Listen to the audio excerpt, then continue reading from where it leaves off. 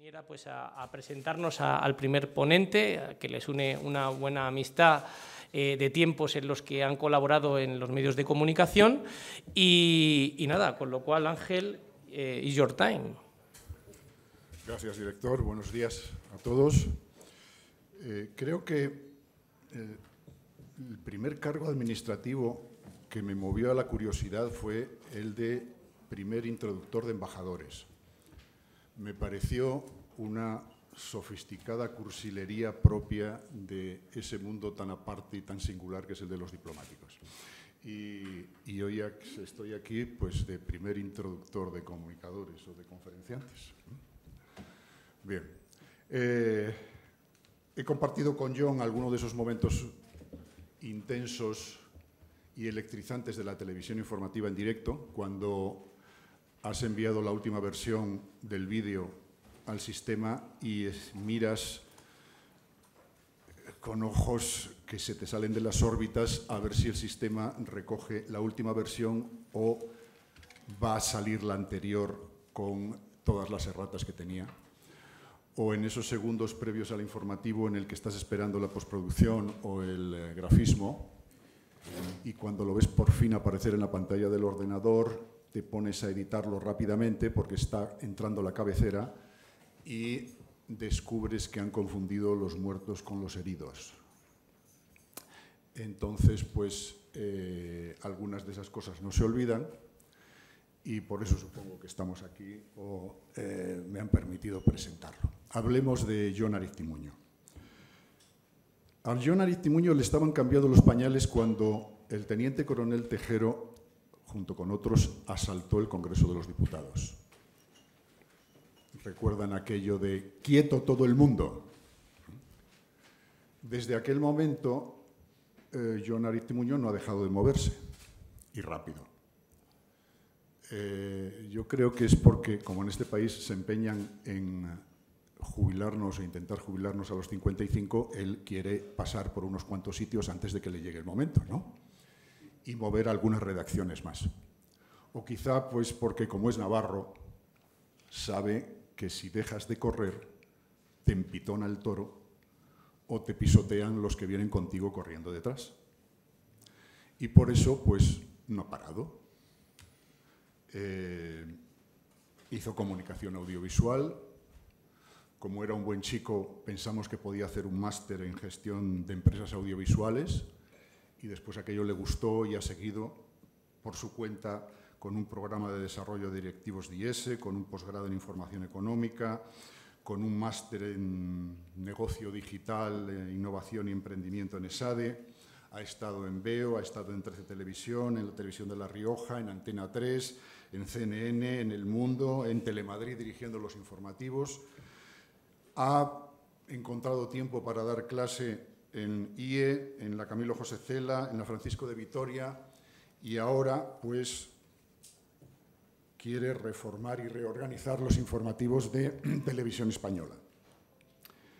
En un ambiente crispado políticamente, como el que tenemos. Por cierto, hay de agradecer que hoy esté aquí, cuando está entrando en el Tribunal Supremo Santos Cerdán y cuando está la ONU reunida en Sevilla, sí, meternos en más agendas de hoy, ¿no?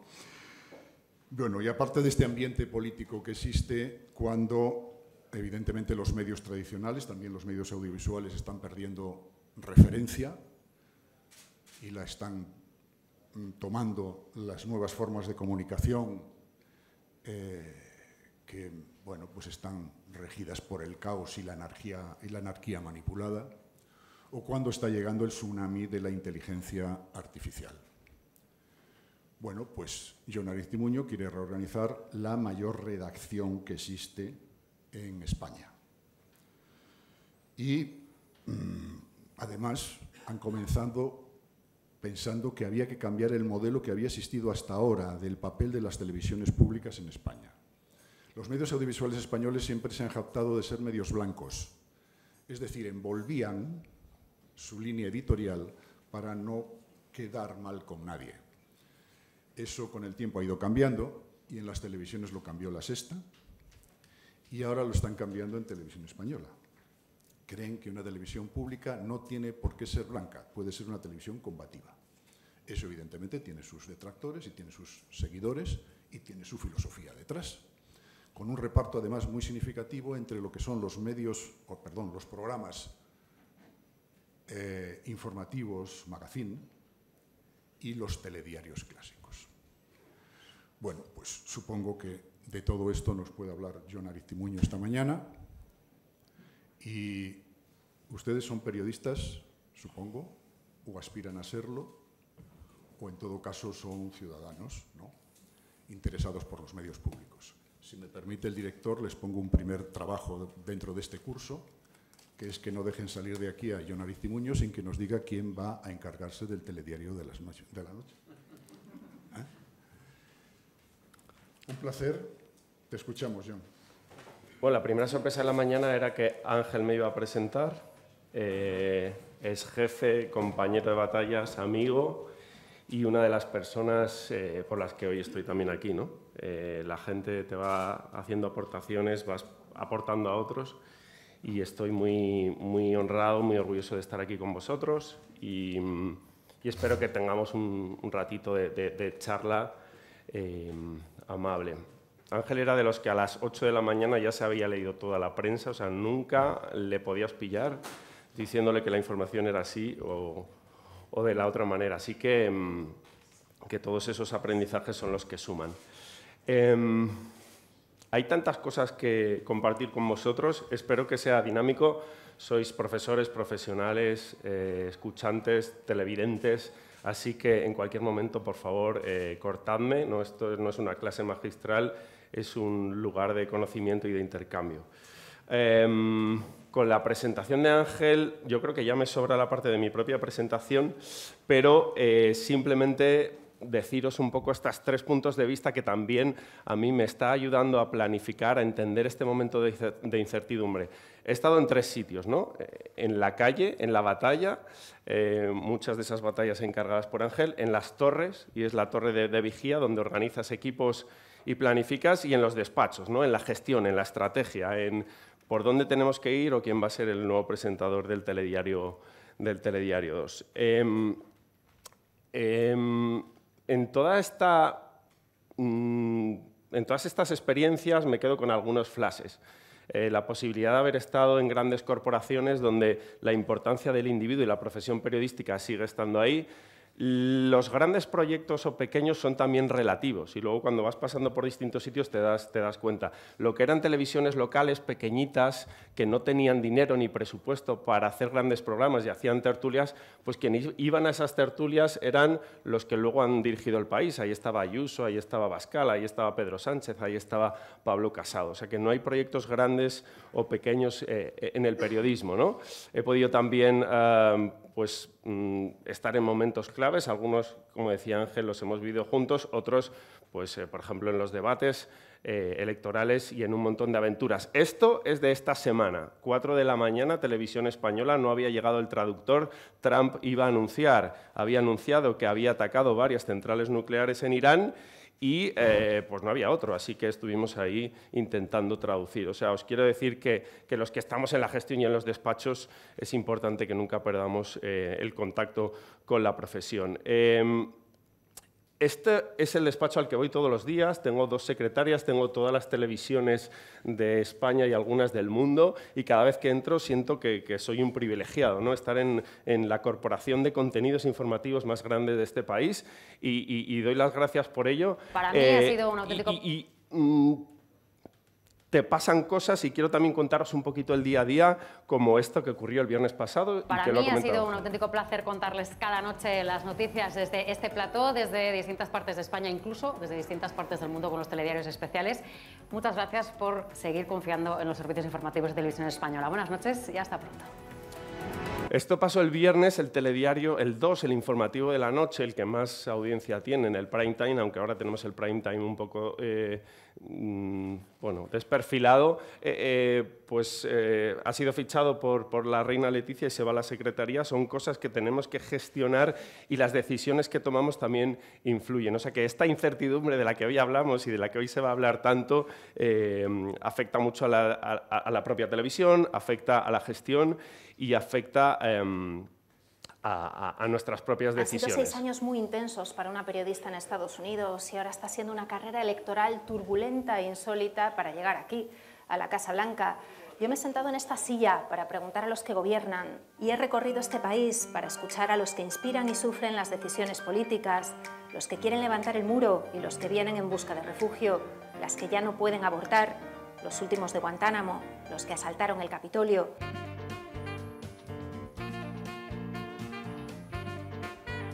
Bueno, asunto número 1, una presentadora te lo ficha a la Casa Real, tienes que gestionarlo. Asunto número 2, oye, te llega un mail que la corresponsal en Washington hay que cambiarla porque no puede estar más. Es la única corresponsal ahora mismo, una de las pocas españolas, que tiene el Hard Pass, que tiene la identificación para estar ahí sentado en la Casa Blanca y en la sala de prensa. Así que en las corporaciones públicas donde tenemos tanta gestión y a veces no tienes control de la información y los procesos, son algunas de las cosas también que tenemos que hacer. Así que hemos cambiado prácticamente la normativa de los corresponsales, esto tiene que ir al Consejo de Administración, etcétera, para que Cristina Olea pueda tener el Hard Pass, la identificación como esta, para entrar. ¿Por qué? Porque una gestión, porque un momento, porque un mail mal enviado puede hacer que nosotros perdamos el foco directo ahora mismo con el lugar más interesante informativamente y donde se están tomando las decisiones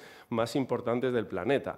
Por lo tanto, también los que tenemos que gestionar y estar, como os decía, organizando los mapas, tenemos que gestionar todas estas cosas. Porque no sabemos si Trump nos va a volver a renovar ese Hard Pass, ¿no? Son algunas de las cosas. El fuego breve, que acabaría en principio a las 6 de la tarde, no ha aliviado la tensión que se respira en Teherán. Hemos pasado la mañana de control en control, controles aleatorios establecidos en las calles y en las carreteras, tanto por parte de las milicias basillíes como por la policía revolucionaria. Hemos dado explicaciones para de demostrar que somos lo que decimos ser, periodistas españoles, y que veníamos en este caso de grabar una entrevista con un experto, tal y como podíamos demostrar por las imágenes grabadas en nuestra cámara. Está todo el mundo muy nervioso y cualquiera es susceptible de ser un agente del Mossad. Asunto número 3, que os quería contar de mi día a día y de las cosas que tenemos que hacer en la gestión, pues, oye, ¿cómo podemos enviar desde allí? Somos de los pocos medios que están en Irán. No nos dejan salir del hotel, no nos dejan hacer crónicas, tenemos a alguien del gobierno iraní. ¿Merece la pena estar? ¿Merece la pena gastar €1 de dinero público que viene de vuestros y de nuestros impuestos para estar ahí? ¿Cómo van a salir?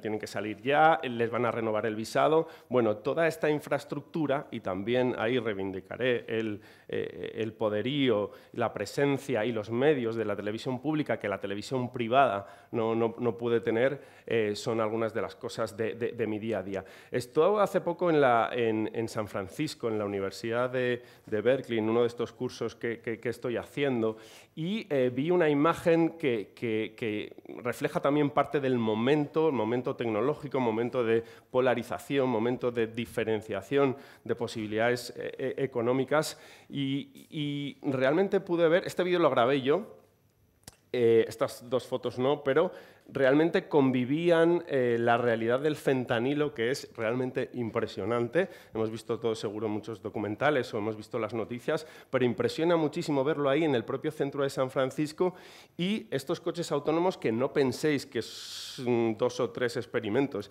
es que están absolutamente por toda la ciudad, hay más de 700.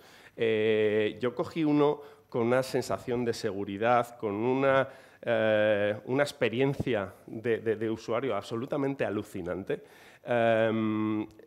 conviven entre ellos, paran, van, vienen. O sea, yo vi ahí la ciudad del futuro, lo que hemos visto en las películas estaba ya ahí. O sea, estoy hablando de hace 3 semanas y la verdad es que me impresionó mucho también esta fotografía, esta imagen sobre 2 realidades tan cercanas que refleja muy bien esta polarización, este momento donde las oportunidades también van a ser tan distintas económicamente, en acceso a información, en ciberseguridad y en acceso a una información veraz, que es de lo que hoy hablamos. Vamos a hablar de esta incertidumbre que da un poco nombre a la jornada de hoy para analizarla y estoy abierto a vuestras sugerencias. Primera pregunta, ¿cómo es exactamente esta incertidumbre y por qué es distinta a la de otras épocas históricas? ¿Vale? Vamos a hacernos esta pregunta. En comunicación hay más incertidumbre, hay un plus, hay un extra respecto a la global. Esto es importante. La comunicación de la realidad, el tener acceso tan directo, a veces sin el filtrado, gracias a las redes sociales, gracias a que todos tenemos una cámara en el bolsillo, esto está contribuyendo a ¿qué? Esa falta, digamos, de filtrado o de curación. Esto desconcierta más, impresiona. Estamos preparados como sociedad para recibir el material tan crudo que estamos recibiendo. Conocemos el contexto. Qué importante también nuestro papel como receptores. Ya no ponemos una televisión, no compramos un periódico en una decisión informativa, editorial, ideológica. ¿Cuáles son nuestros espacios de confianza? ¿Cuáles son? ¿En quién creemos? ¿A quién seguimos? ¿Revisamos esa idea? ¿Revisamos esos líderes periodísticos, esos líderes de opinión? ¿Quién lo están siendo también para la juventud? Qué importante la responsabilidad de los medios de comunicación, porque los que nos creemos esto, da igual si estás en la pública o en la privada, tenemos que siempre revisar nuestro papel, ¿no? Porque a veces se nos ha olvidado. Y entonces, realmente hago esto no solo para ganar dinero, para pasármelo bien, sino para aportar algo a la sociedad. Y luego, muy importante, en qué modelos de negocio vamos a navegar para entender que las empresas tienen que ser rentables cuando pagamos 1,99, 0,65 por cada servicio, por la aplicación, por una foto que tenemos que pagar y que no pagamos, por imprimir con el modelo HP donde ya es una suscripción de servicios y no compras el cartucho. Y no somos capaces, en nuestra gran mayoría, y ocurre en España, pero también en muchos países, por recibir información veraz, que esté trabajada, que esté en el lugar, ¿no? Tenemos que hacer una reflexión como sociedad. Y luego, muy interesante también, y luego si queréis hablamos un poquito, modelos públicos y modelos privados, qué sentido tienen las televisiones públicas, cómo la política siempre intenta llevársela como botín de guerra, cualquier televisión pública, pero ¿va a haber realmente en este país, en esta sociedad, una intención de llegar a grandes acuerdos sobre la tele pública? No parece, porque no ha llegado en otros grandes acuerdos deseables como la educación, pero bueno, no podemos olvidar, ¿no? Si somos un servicio público, es necesario un consenso para gestionarlo. Por lo tanto, entendemos la incertidumbre, la vivimos en una época donde el futuro cada vez es más difícil y tenemos algunos medidores, algunos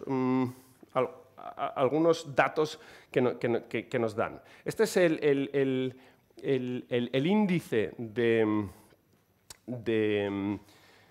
de cómo los economistas cada vez tienen menos certidumbre sobre sus propias previsiones. Incluso cuando están planificando si los escenarios van a ser optimistas, pesimistas, moderados.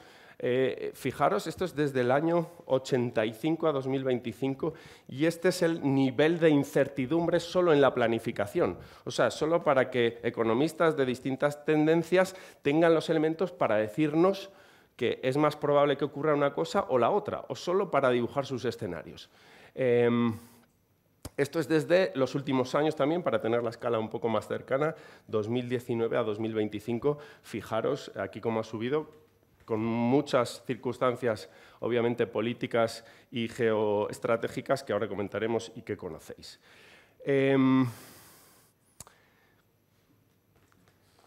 Claro, nadie o igual sí, ¿no? Si lo estudiamos con un poco de detenimiento, pero nadie, o sea, al final siempre la realidad supera la ficción, pero nadie sabía que este tipo de política ficción iba a ser realmente la que moviera el mundo, ¿no? El tío más poderoso, el tío con más capacidad de regular lo que ocurre en el planeta, sale con una especie de pizarra y empieza a describir cuánto suben los aranceles y es capaz de modificar las bolsas, los comportamientos, las decisiones de ciudadanos, de empresas, de instituciones en apenas 5 minutos, ¿no?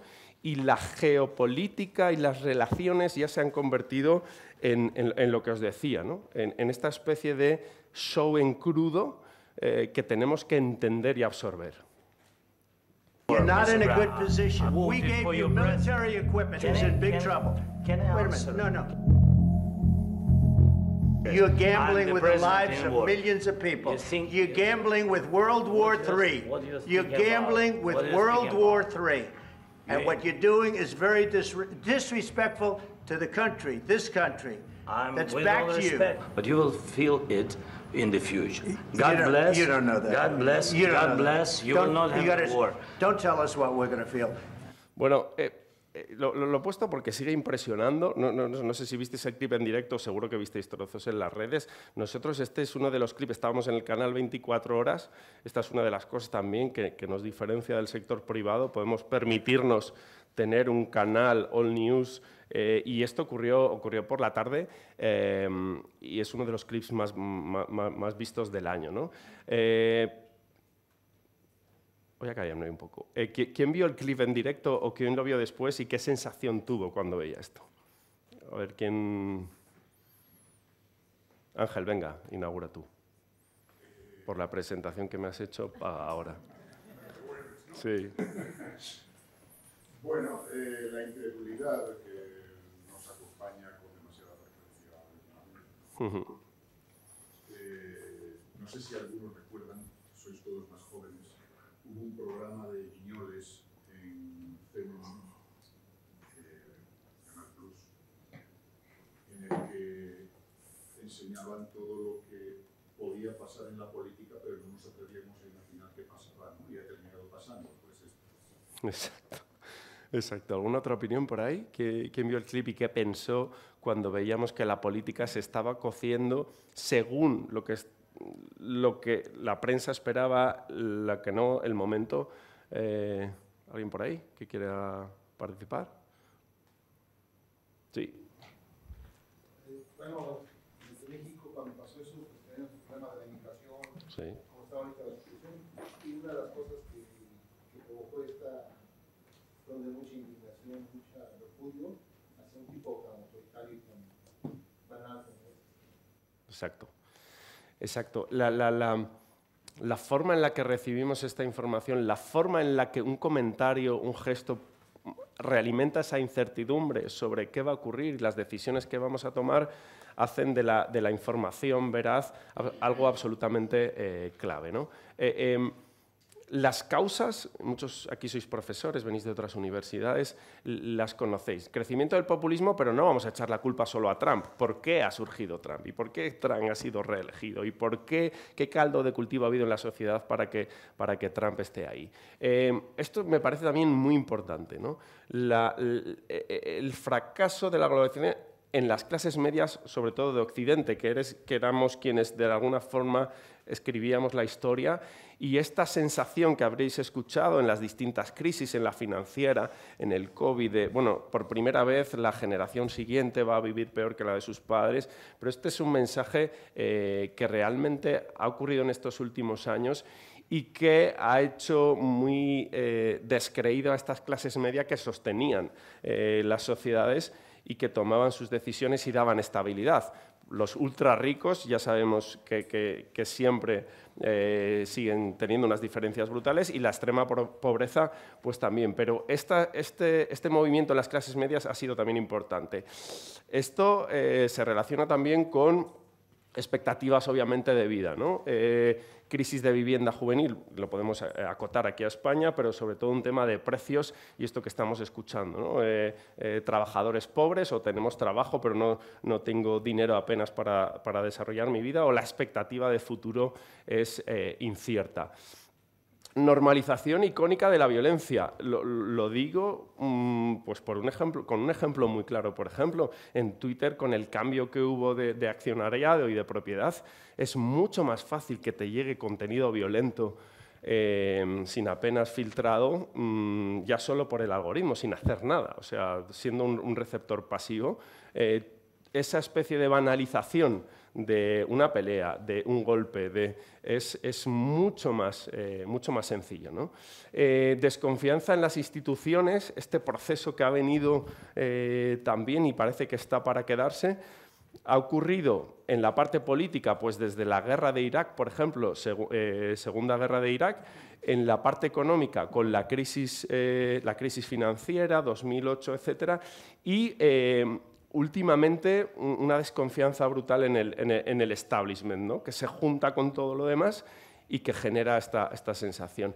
Y luego la tecnología que nos sepulta, que parece que empodera, que ha sido clave, por ejemplo, en algunas de las revoluciones que ha habido en Oriente Medio, que parecía que Twitter era una herramienta que había conseguido cosas que los movimientos sociales o de movilización no habían ocurrido, pero que al mismo tiempo nos esclaviza, nos dirige, vemos reportajes y películas donde vemos gran cantidades de equipos, ¿no? Que están detrás para que nosotros hagamos un clic o para que nos salga una alerta, entender toda esa arquitectura y qué decisiones se toman. O sea que tenemos la bendición y la maldición en la propia llegada de la tecnología. Así que también esto es importante y por hacer una mirada optimista. No hay ahora mismo más guerras que en otros momentos de la historia, por ejemplo, pero sí que esa sensación de conflicto es permanente por toda esta capacidad de llegada de imágenes y de mensajes. Podemos decir, en términos generales, si lo medimos, que el mundo es menos violento, sí, pero es más impredecible y sí que también atendiendo a los parámetros hay menos desigualdad global, incluso entre Occidente, Oriente, entre países, pero sí más inestabilidad interna, más movimientos internos, más, digamos, batallas civiles o internas, ¿no? Tanto en lo económico como en lo bélico, digamos. Interesante también este barómetro, para que le echéis un vistazo, el de Edelman, donde hace un examen de cada uno de los aspectos, ¿no? ¿Qué opinamos sobre las empresas, sobre las instituciones, de forma desglosada? Esto es de este fin de semana.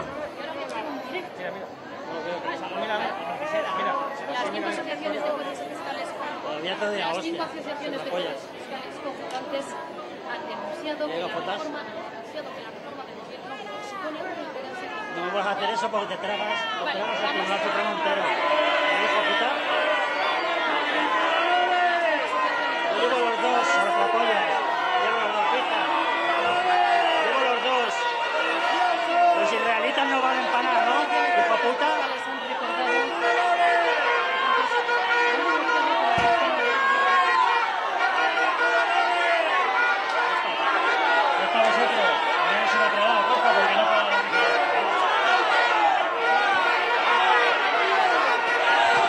Esto, perdonad que está el volumen un poco alto, este fin de semana, este es el bruto, o sea, esto no se emitió, esto es lo que está grabando la cámara, ¿no? Pero os lo quería traer porque esto era enfrente del Tribunal Supremo, hoy una huelga de jueces, y la imposibilidad de trabajar también para los periodistas por distintas razones, esta crispación, esta polarización, esta sensación y esta penalización de la prensa es cada vez más, ¿no?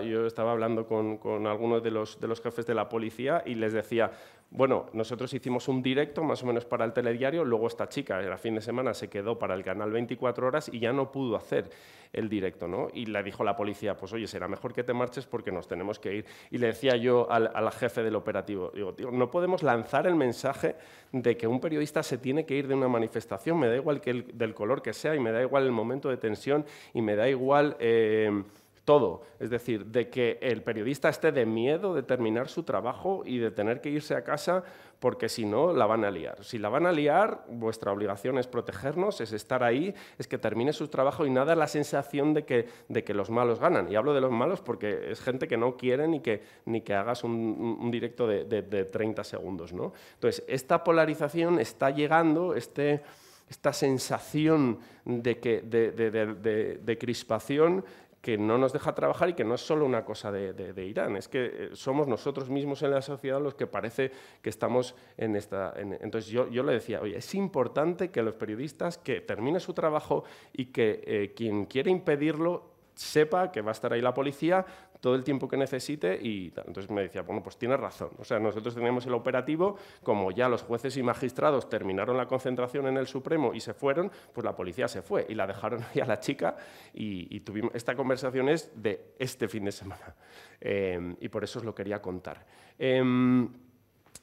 Sobre los medios en este mundo, digamos, de incertidumbre y en este momento... Algunas de las conclusiones ya las sabéis, ¿no? Pero este es el informe de Reuters, Universidad de Navarra.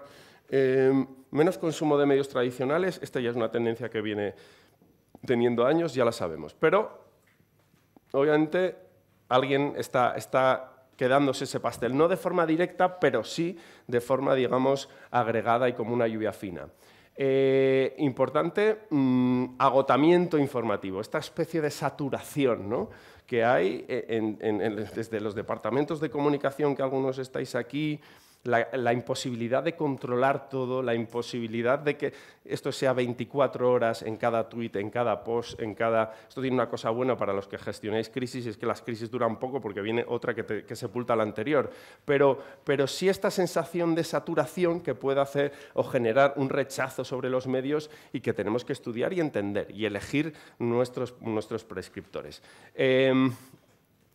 Datos buenos y malos, solo el 39% confía en las noticias, pero un 35%, el mismo porcentaje, evita activamente informarse. O sea, hay gente que directamente ya no se informa, es 1 de cada 3 del estudio, pero casi un 40% sí confía en las noticias. Dime.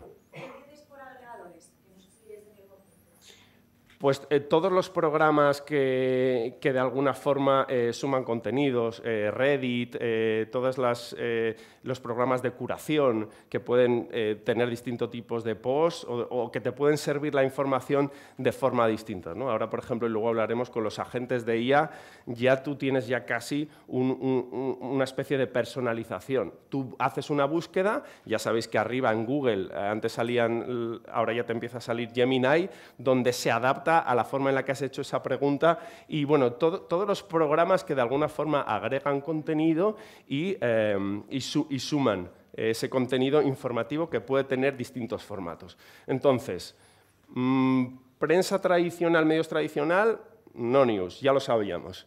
Aquí puede haber una oportunidad, pero tenemos que conocer y entender este agotamiento informativo de personas y de instituciones.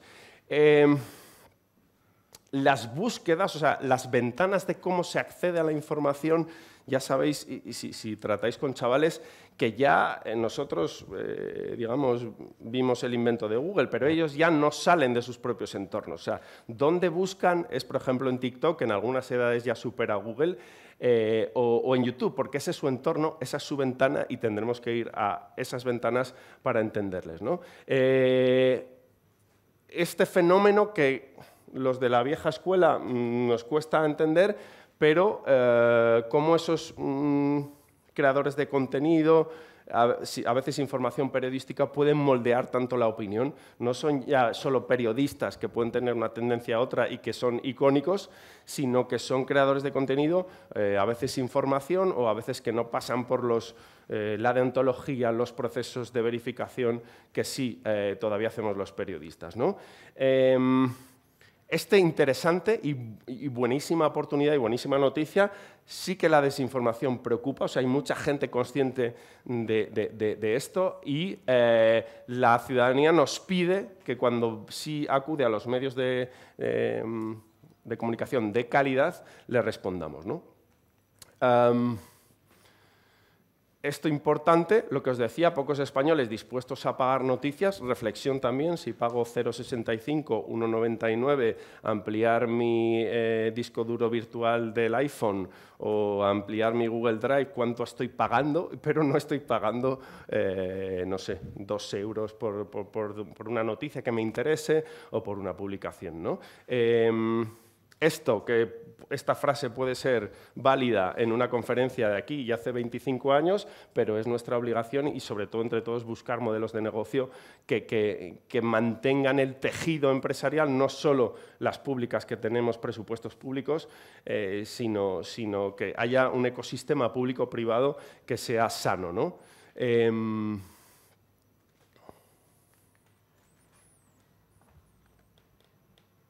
¿Te gusta estar conectado a la información? Afirmativo, pues esta es la nueva app de RTV Noticias, 100% personalizable. Aquí manda el usuario.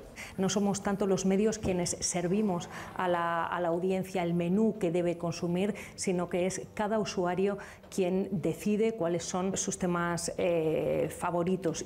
Las posibilidades son infinitas. Se puede configurar un orden con el contenido que más nos interese o incluso seleccionar los territorios sobre los que preferimos estar informados. Un diseño sencillo y a la vez que fuera atractivo, que resultara agradable a la vista. Hemos mejorado también la visualización de ciertos elementos como los gráficos en las noticias. Toda la información que crea RTV se encuentra aquí: noticias, vídeos, el telediario, informativos territoriales, reportajes.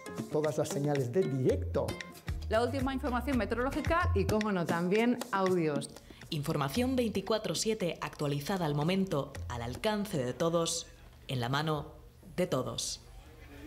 Bueno, os voy metiendo alguna cuña publicitaria por si me quedo sin tiempo. Esto es alguna de las cosas que estamos haciendo.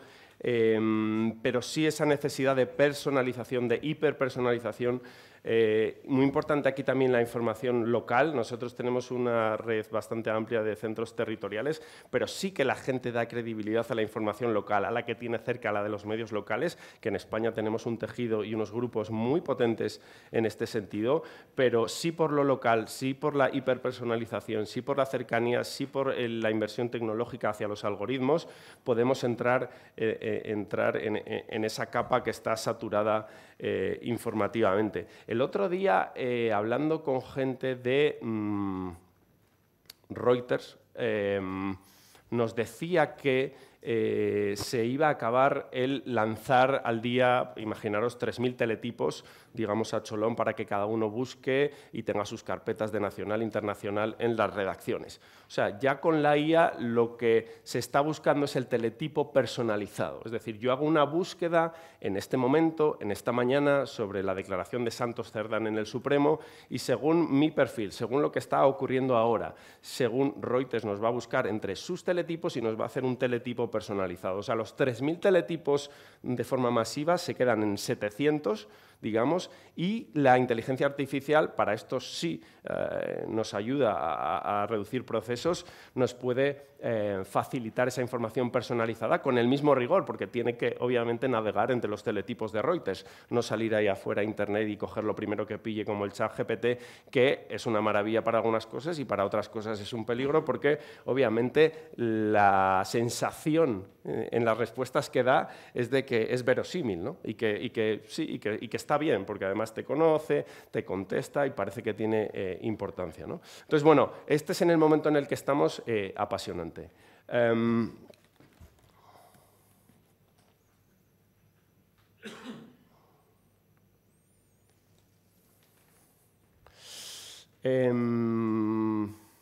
Ya os he dado la pista, pero lo vuelvo a preguntar. ¿En qué lugar de las casas, digamos, estoy hablando hace 50, 70 años en España, estaba la información? ¿Dónde estaba el lugar de la información? Estaba en la cocina, ahí es donde la gente se reunía, donde estaba el calor, donde estaba el alimento y donde las gentes de la calle pasaban, ¿no? y daban información que recibían las casas. Esto, obviamente, en lo físico ha ido cambiando. La llegada de la televisión hizo cambiar la propia disposición de las casas, la construcción. El salón, no la cocina, era el nuevo protagonista en torno a este nuevo protagonista que era la tele. Esto también, y con el proceso de la pandemia y de la digitalización, obviamente va cambiado, lo hemos deslocalizado y ahora estamos en espacios de coworking, en espacios compartidos, en los co-living, también las circunstancias que escuchábamos sobre los precios y las dificultades de búsqueda, no solo de los jóvenes para encontrar vivienda, sino también de edades más adultas, incluso ancianas, separaciones, viudos, etcétera, que buscan estos espacios de co-living y de convivencia. Por lo tanto, ya podemos entender, porque tenemos métricas para entender prácticamente cómo en una casa se mueven, reciben información, reciben algoritmos y tenemos que ir ahí. En este momento de disrupción tecnológica, esto cambia también la geopolítica de la que hablábamos, ¿no? Aquí en la guerra de Ucrania hemos visto cómo reestructuraban las propias estrategias conforme a la información que los propios ciudadanos daban con fotos y con geolocalización. O sea que este arma poderosa, que es el teléfono móvil, cambia también la geopolítica y la geoestrategia. ¿Por dónde van, por dónde respiran las tendencias de cómo vamos a recibir información y contenidos? Realidad aumentada, realidades de sentir que estás ahí, o sea, dispositivos que pueden entender casi lo que tú puedes estar pensando, lo que puedes necesitar, también en el ocio, muy importante. Y esto ya está ocurriendo, esta es una empresa española que con un Barça Madrid es capaz de llevar a un estadio en China, a un grupo de ciudadanos chinos, a un palco y a tener una experiencia prácticamente de que vean el partido y sientan la experiencia en ese palco con realidad aumentada. Así que entre la IA, la realidad aumentada, la robótica y todo lo que está ocurriendo ahora, estamos obviamente en un mundo que será pues, desconocido en muy poco tiempo, ¿no?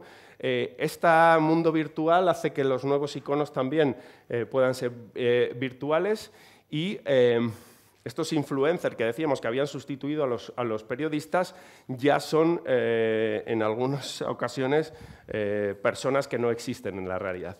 Así que momento apasionante.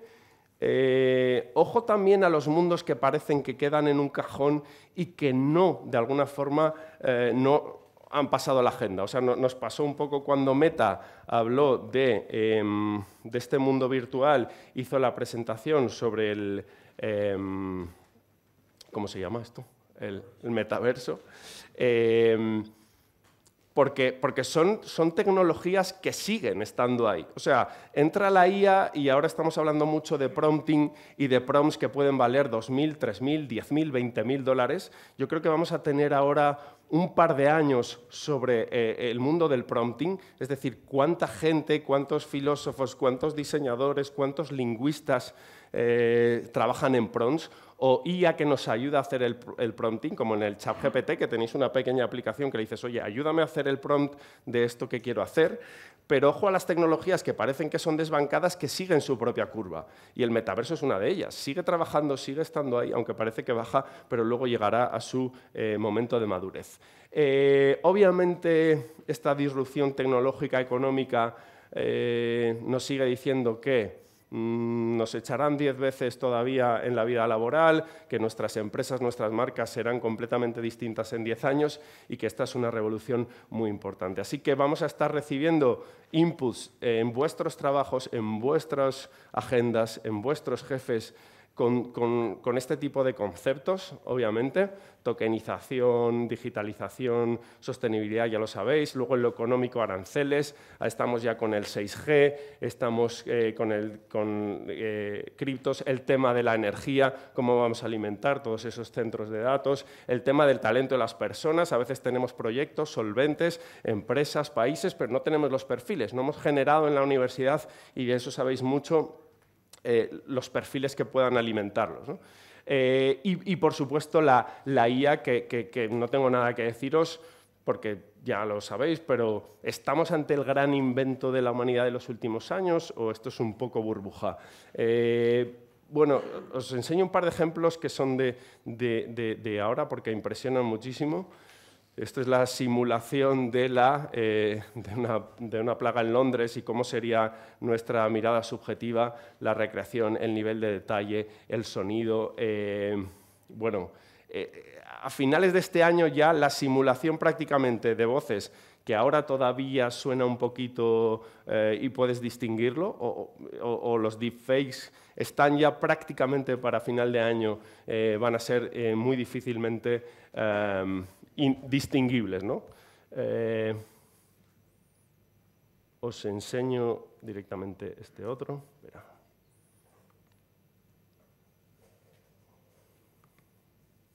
Bienvenidos a Así de Fácil. Así de Fácil.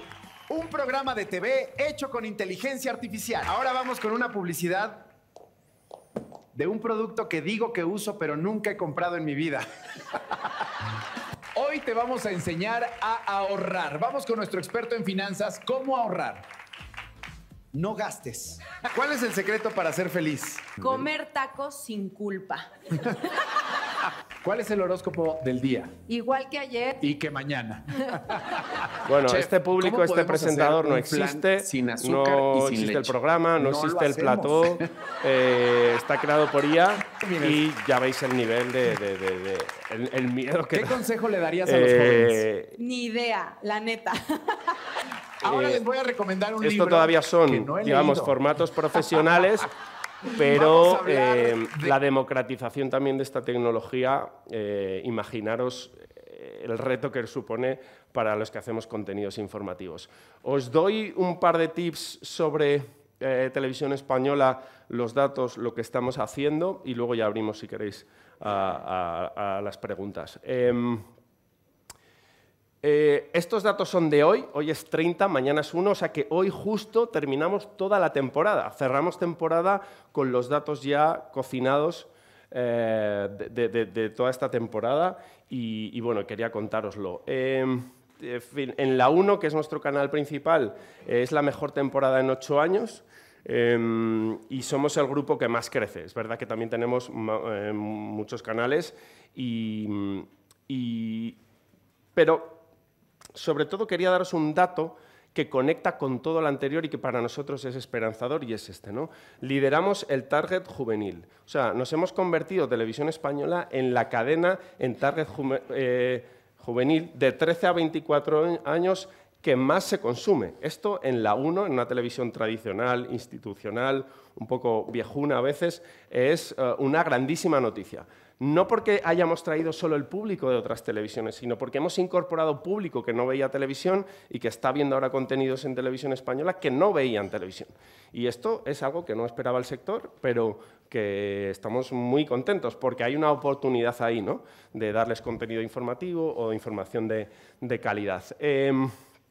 Informativo, segunda cuña publicitaria, hemos llegado en torno al 12 de media, somos los segundos, Antena 3 inalcanzable, pero en algunas franjas, bueno, estamos liderando y sobre todo somos potentes en los grandes todavía, que en un momento determinado esto también peligró, pero en los grandes eventos informativos, en los grandes despliegues, bien porque tenemos esta capacidad de producción, pero bien porque la gente se fía de la 1, de lo institucional y de lo tradicional, pues en eso somos líderes y hemos tenido bastante este año, ¿verdad? Hemos tenido un apagón inesperado, hemos tenido el conclave del Papa, hemos tenido muchísimas cosas.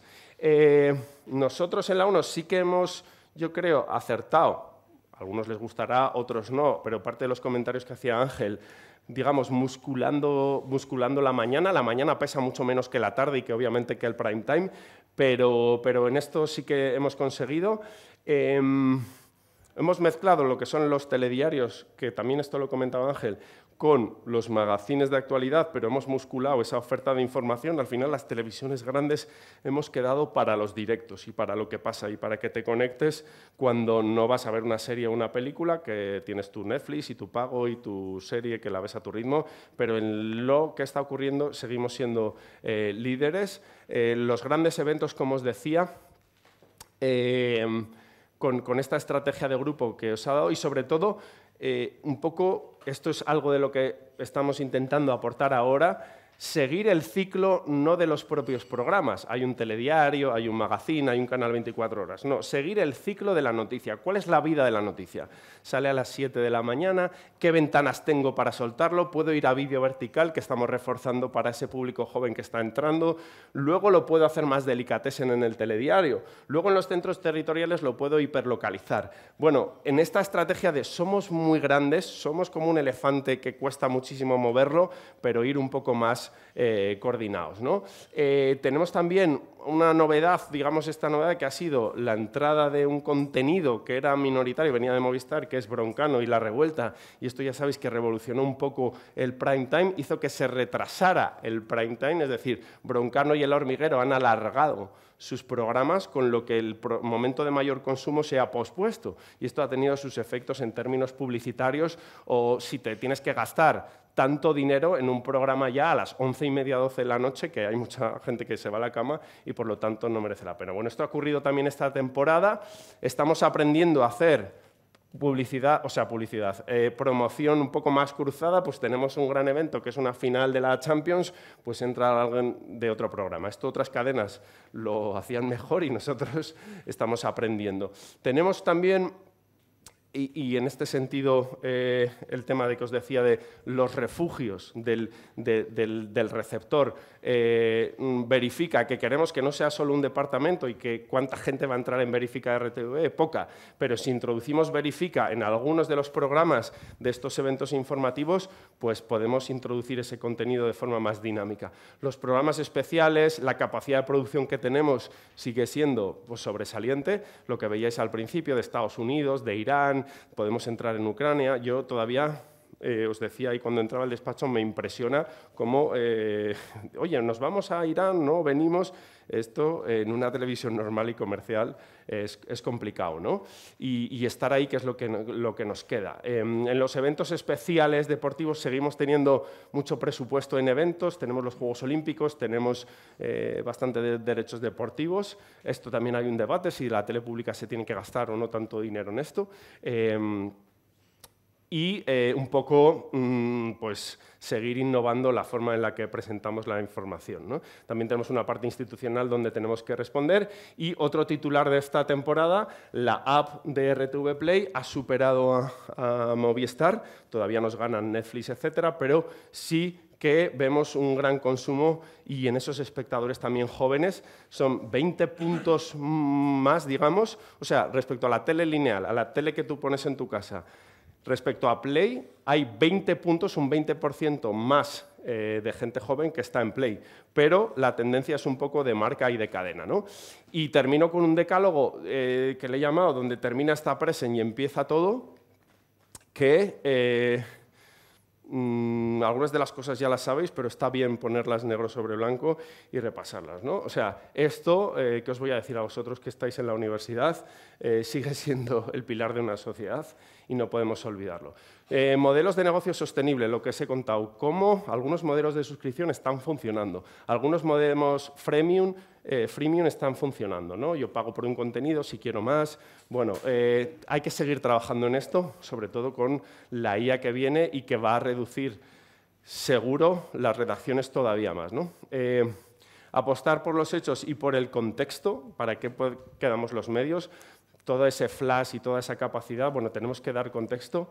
Crear espacios seguros de confianza, esto es en lo que tenemos que trabajar. Oye, tú puedes seguir si confías en Vicente Vallés, o si confías en otro presentador de Televisión Española, o si confías...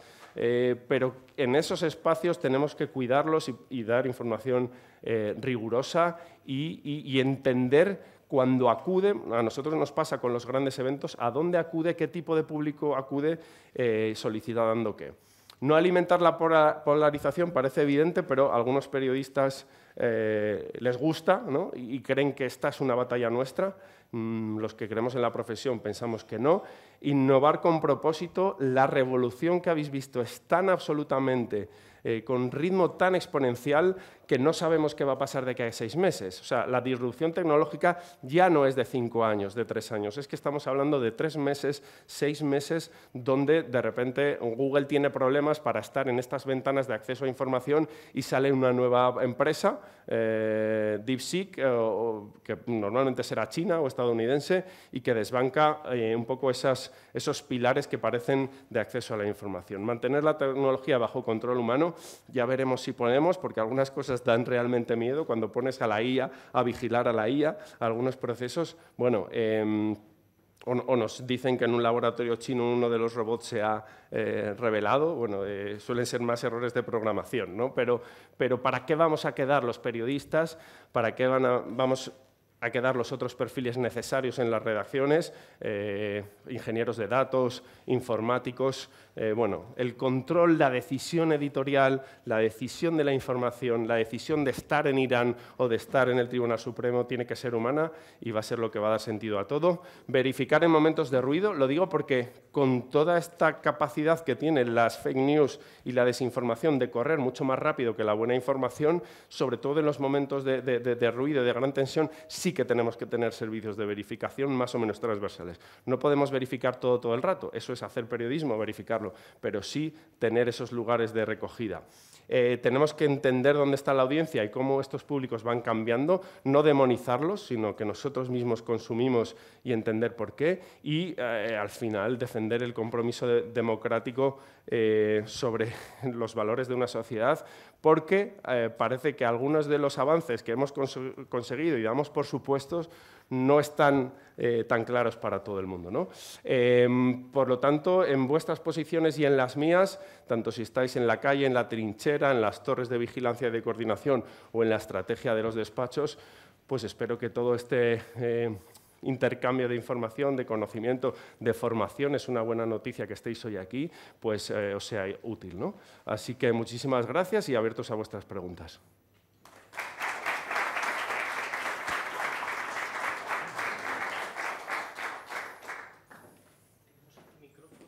Sí. ¿Quiere hacer alguna pregunta? El rojo creo que es. Las 11 justas, pero nos da tiempo a alguna preguntilla.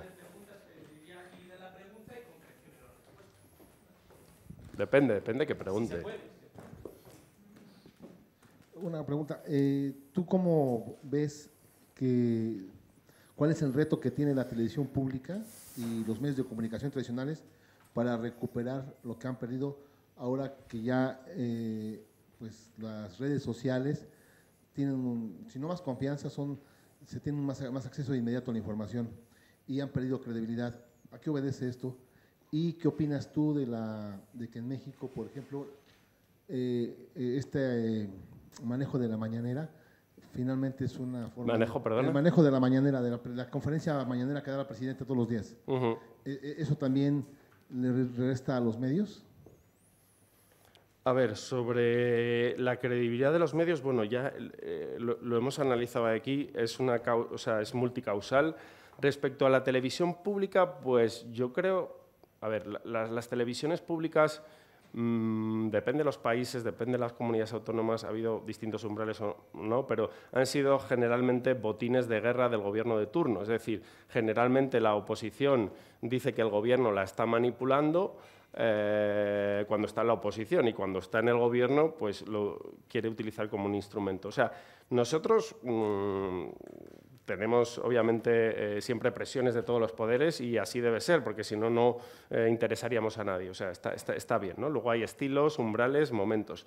Pero sobre la televisión pública sí que tenemos que tener un debate. O sea, ¿realmente podemos como sociedad madura llegar a unos medios públicos en los que la información va a ser el petróleo básico para construir y tomar decisiones por parte de personas, instituciones y empresas? Esto sería lo deseable. Como os decía, soy un poco pesimista porque ni siquiera cuando en el bipartidismo, que han sido los momentos un poco de mayor estabilidad, ha habido casi acuerdos educativos, o sea, sobre la educación, sobre otro de los pilares de la sociedad digamos, democrática y de bienestar, han podido hacerlo. Entonces, todavía no sé si estamos maduros para entender, pero creo que si no lo hacemos, el escenario es peor. Nosotros, en concreto en Televisión Española, pues hay distintas versiones. Tú tienes que competir en un mercado, igual te posicionas en un nicho ideológico o de público, vas a un público más joven para competir en el mercado. Hay gente que nos dice, es que vosotros no estáis para competir, sois la tele pública, y hay también muchos intereses para que la tele pública esté más o menos dormido, porque hay una situación de duopolio empresarial también, donde ha habido un reparto del 85% del reparto publicitario aproximadamente. Nosotros ahora somos líderes en target comercial, pero no capitalizamos, fíjate la paradoja, pero sí que ellos han visto un deterioro en este público, que es el que consume y que es el que compra. Hombre, a nosotros nos gusta la batalla, os he hecho un símil al principio, y nos gusta competir, así que vamos a seguir en eso. Y respecto a México, pues yo creo que este es el fenómeno, digamos, populista de la nueva comunicación, de la política en directo, de la política del golpe de efecto, que ha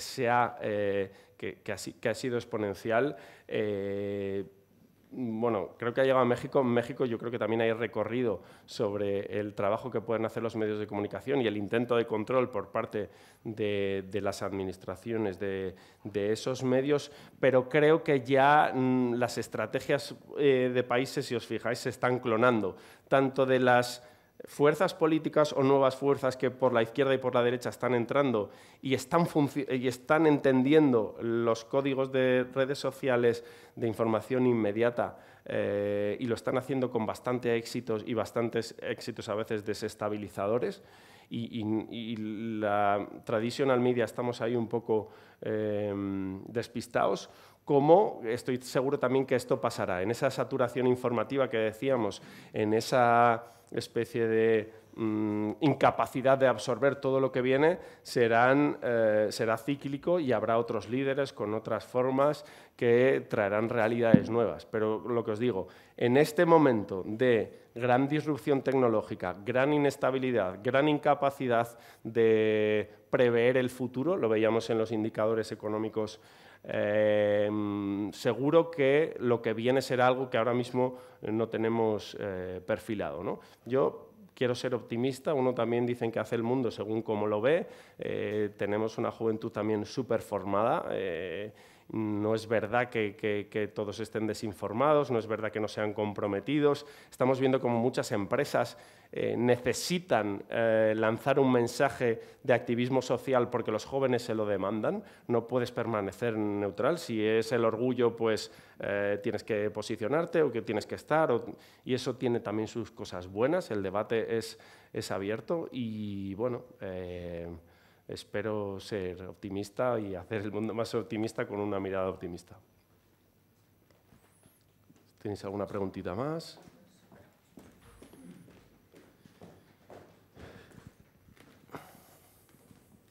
Hola, Jon. Bueno, Hola. pues en primer lugar, darte las gracias. Me ha parecido una charla bastante interesante. Solo bastante. Bueno, muy interesante. Gracias. Y yo tengo tres preguntas, pero voy a ser breve, Javier. Respóndeme a las que consideres o a las que te dé tiempo. A todas. A ver, lanza.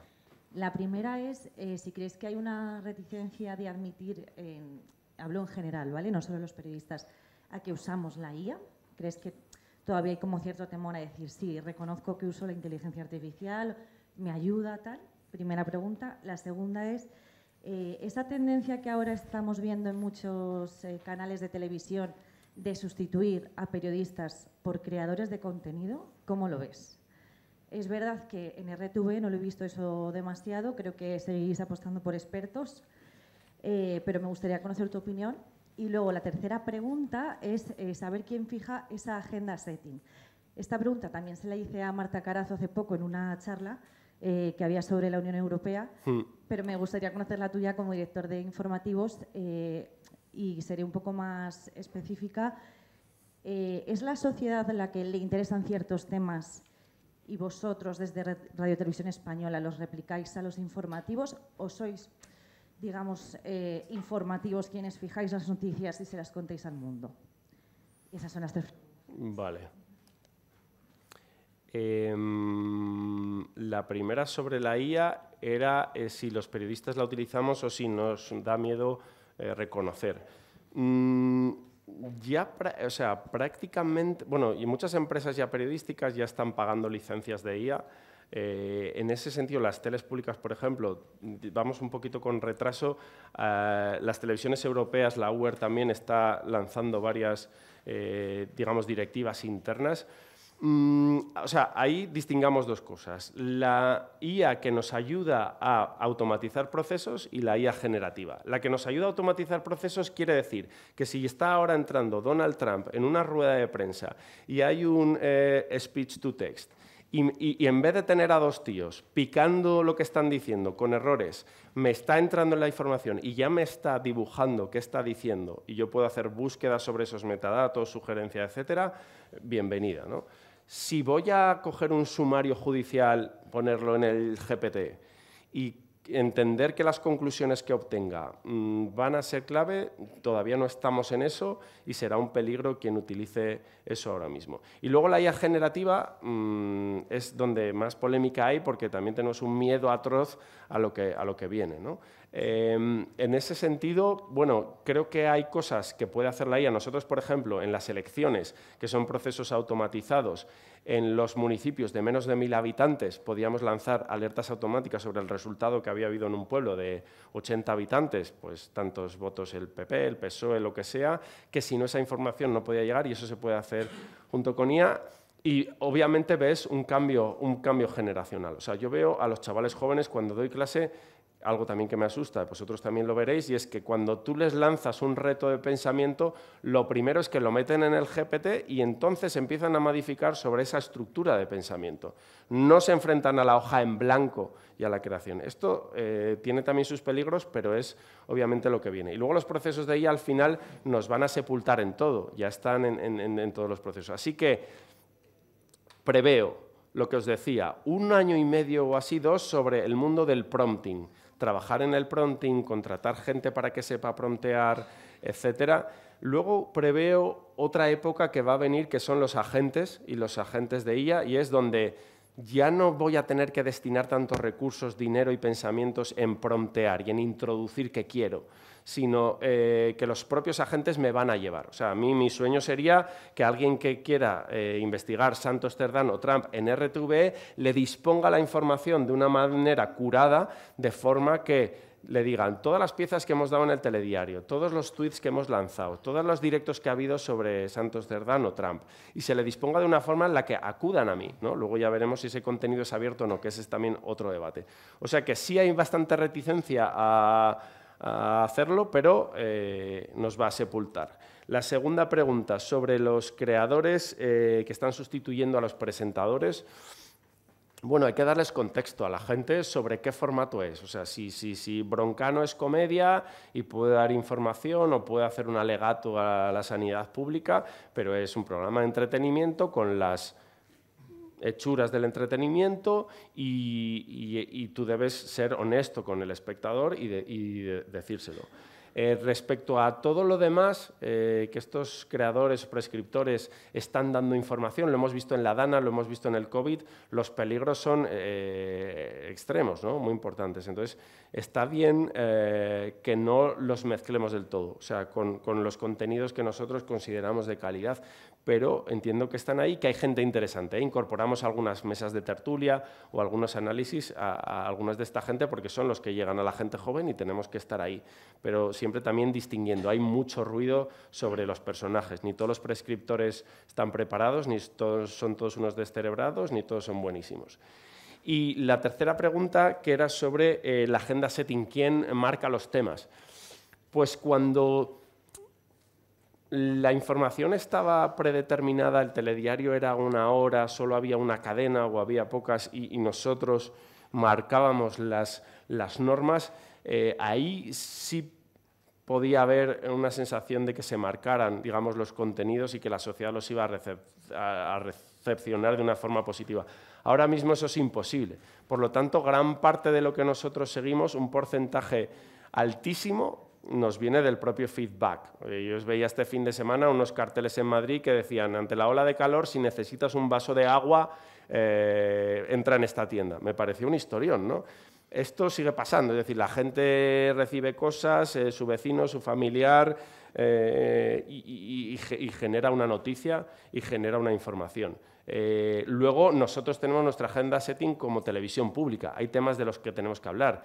De igualdad, mira, la cumbre de la ONU en Sevilla, que está teniendo lugar estos días, es también en un momento muy concreto. O sea, este multilateralismo es contrario a lo que Trump está promulgando ahí en el despacho, ¿no? Entonces es un momento y nosotros como tele pública le vamos a dar cabida a algo que por sí no te interesaría demasiado ver una sede de la ONU, pero lo que está pasando, las imágenes, los momentos, las bilaterales y lo que ocurre, nosotros ahí sí decimos somos tele pública, lo ponemos como agenda setting, aunque no haya en principio un gusto del espectador o una demanda inicial. O sea que sigue siendo una mezcla de lo que habla el mundo y de lo que tú quieres hablar como prescriptor, gestor o editor. ¿Tenemos tiempo para una última pregunta? Gracias, John. Al hilo de ese dato que dabais de buena audiencia que estáis obteniendo de menores de 24 años y luego comentabas también que los jóvenes hasta 35 años preferían informarse a través de TikTok, redes sociales. Mi pregunta es si desde la corporación estáis aprovechando ese tirón para hacer algún tipo de estrategia para atraer a los jóvenes hacia esa información más elaborada, más dura, más completa que dais en vuestros medios respecto a lo que pueden obtener en una red social en 20 segundos. Muchas gracias la pregunta. Tocas uno de mis temas.